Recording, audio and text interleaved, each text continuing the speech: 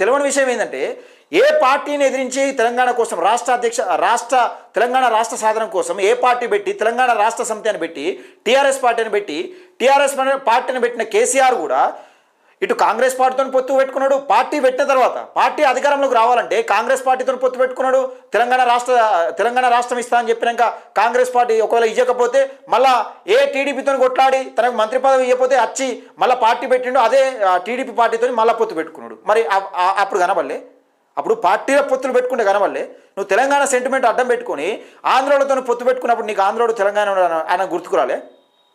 ఇలా మళ్ళీ ఒకడు బీసీ ప్రజల గురించి బీసీ బిల్లుకు మద్దతు తెలుపమని ఆయన పోయి మద్దతు తెలుపమని కేటీఆర్తో తన శత్రువైన 9.5 సంవత్సరాలు కొట్లాడి ఆయన మీద 100 రోజుల జైలు జీవితం గడిపించి ఆయన మీద 100 కేసులు పెట్టినా కానీ ఆయన బీసీ ప్రజల కోసం తలొగ్గి వాళ్ళతో మాట్లాడినందుకు తీర్మార్ మల్లన్న పైన అభాండం వేసే ప్రయత్నం చేశారు. ఎందుకు మరి కుట్ర, దేనికోసం?